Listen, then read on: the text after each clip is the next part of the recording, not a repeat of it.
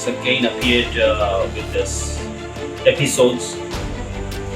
We are almost completing 50 episodes, right, with this Shyama Mukherjee.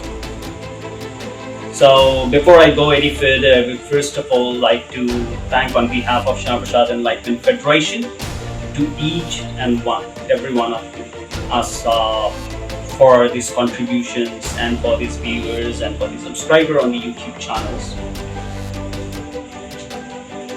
This takes a lot of time to create these kind of stories, or these kind of to do a lot of research, right, with these real facts of Dr. Shyama Mukherjee.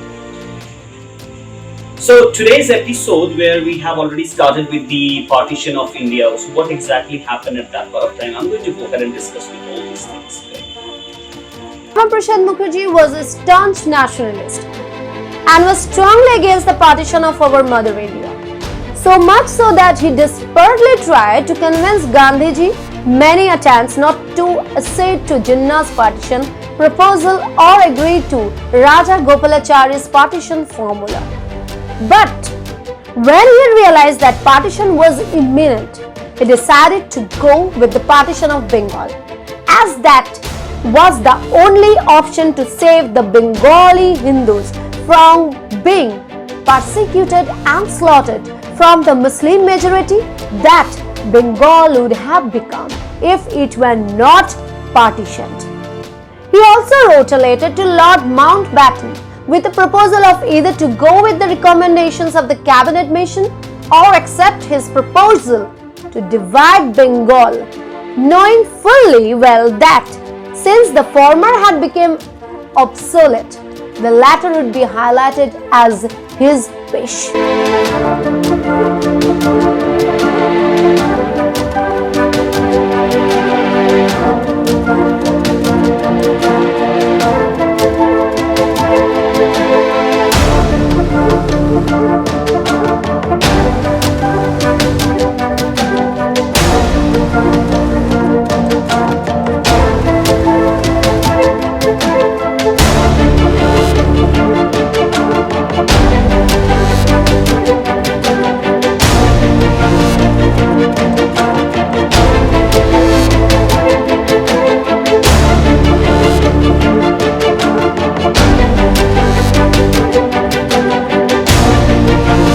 The Partition of India has been outlined in the Constitution of India as the dissolution of the British Raj, the dissolution of the Crown Raj or the Crown rule.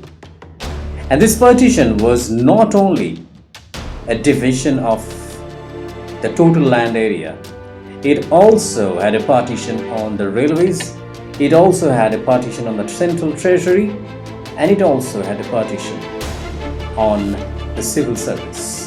Now this partition was outlined in the Independence Act of 1947. In the middle of the night, 15th of August 1947, two countries came into existence legally, and one of them is the Islamic State of Pakistan and the other one is the Republic of India. And this partition was not only the division of land, it was also affecting the railways, the civil services and the central treasury. And to be very honest, this is the partition which is the reason behind the displacement of around 10 to 20 million people in both sides of the border. And that is on the basis of religion mainly. Huge amount of looting started in and across the areas where the refugees were staying or where the refugees were relocated. Some people saved their lives, some were not able to save their lives. Some people saved their families, some were not able to save their family. And that has happened mainly in the areas of Punjab and Bengal. And this is how this story of independence has shaped the history and the complete geography of this region. Now, towards the end of 1946, the Bengal Partition League was formed by eminent Bengali Hindu intellectuals as an association for the partition of Bengal. On 29th of March, at the annual meeting of the British Indian Association, a proposal was passed for the constitution of a homeland for the Bengali Hindus. Maharaja Udaychand Mehtab of Bardhaman, P.N. Sena Rai, Maharaja Sirish Chandra Nandi of Kosim Bazar, Maharaja Pravendra Mohan Tagore, Maharaja Sitangshu Kanto Acharya Chaudhary, Amaliyadhan Audi and Amarendra Narayan Rai were among the eminent persons who supported the Hindus. Dr. Mukherjee's popularity and acceptability amongst the Hindus of Bengal kept soaring.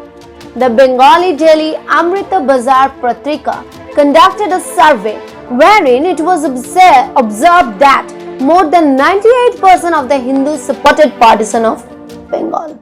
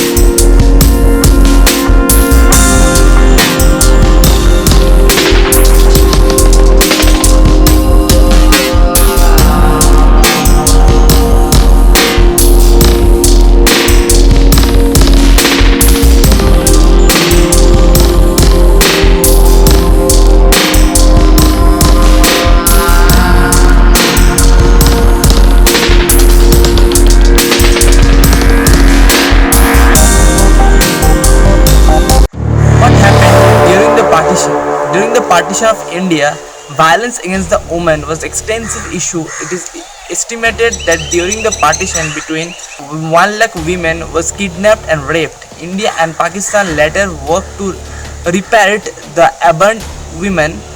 Muslim women were to be sent to the Pakistan and Hindu and Sikh women to India. Why did British officials partition India and Pakistan?